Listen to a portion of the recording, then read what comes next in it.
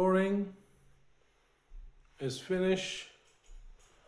The wall is ready. The ceiling is perfect. The flooring in the entrance is as it have to be. Just put down this carpet on the floor and start making the furnitures. Tell me in the comment, what do you think about this work? Is it okay?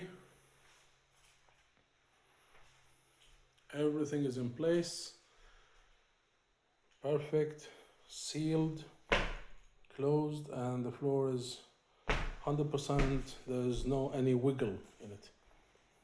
You can walk on it without any sound. No squeezing, no wiggling.